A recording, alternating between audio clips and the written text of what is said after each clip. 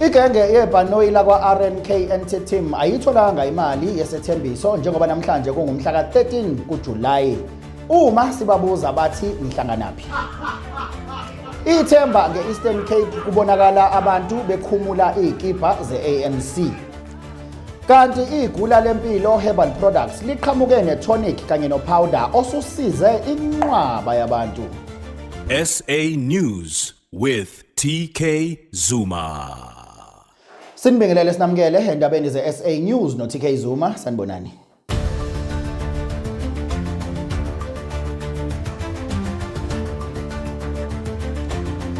Igenge yebhanoyi lakwa-RNK Team ayitholanga imali yesethembiso njengoba namhlanje kungumhla ka-13 kuJulayi.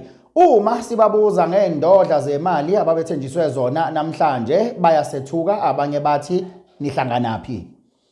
Uzokhumbula ke mbukeli ukuthi le nkampani ebizwa ngo-RNK Team yathembisa abasebenzi bakhona noma abahwebi bakhona ukuthi bazothola indodla zemali ngomhla ka-13 kuJulayi. Le nkampani yathi wonke umuntu uzobuyelwa imali e100% wemali ayifakile. Omunye waze wathi uCEO wakhona kanje lo wathi bazoqala akekho ozobehola less than 500,000, less than half a million. Yey ngoba abantu abezwa abantu.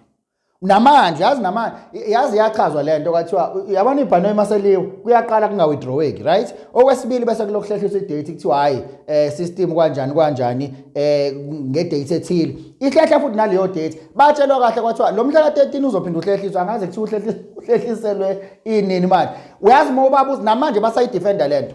Namanje sixolise nanto udaba.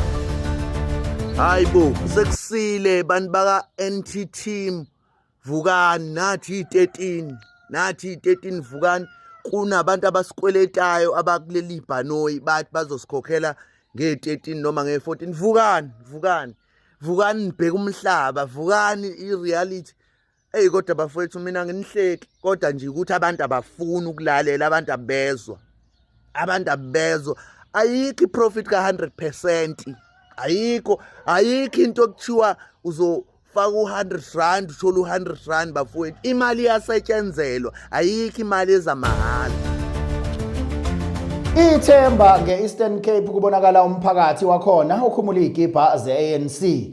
Lokhu ke mbukeli kusinika ithemba lokuthi i-Eastern Cape isizoncipha ukuvela kwi-cutting edge, ithi msasazi sidla ikaka.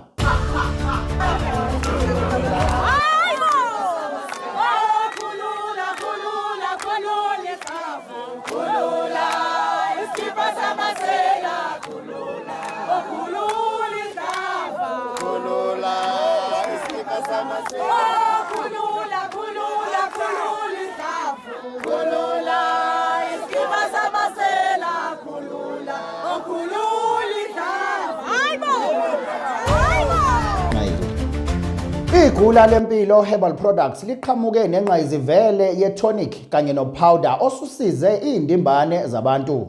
Uzokhumbula uyazi i-tonic ngizokuchazela nje ngayo, iyona engisayisebenzisile. I-tonic ifana iwuzifo zonke. Uyayiphuza, isebenza njenganomjovo, ingena emzimbeni wakho, izithungathela yona isifo esisemzimbeni wakho. Uma kunesifo esithile ngisho kuthiwa isifo esisacashile, i-tonic ifike idestroy ke yonke leyo nto, ifike i-detox iphume through umchamo. Akudingi kwesinye isikhathi ukuthi uthole ukuthi kuze kube buhlungu ukuze yabo mase sekubhlungu kusuka umzimba usukutshela ukuthi ngiyahluleka ke manje. Kanti isifo siyangena noma igciwane liyangena emzimbeni lithulele nje licashe lingabonakali. Uyayizwa lona. So i-tonic ke isiza lapho ifike ukhuculule nje umzimba njengoba uzifo zonke ukhuculule nje umzimba uqede bese upowder wona uthola ukuthi sinabantu mhlawumbe abanama gallstones, abanye banamathuma, abanye banezinto eziningi nje ehlukahlukene eziba semzimbeni yabo. Upowder ke ungena lapho ke usuzopurify ke yonke into. So itholakala elokhuzeni igula lempilo Herbal Products. Ngiyacela ukuthi nilokhuzeni ningenene ama-page nakhona igula lempilo.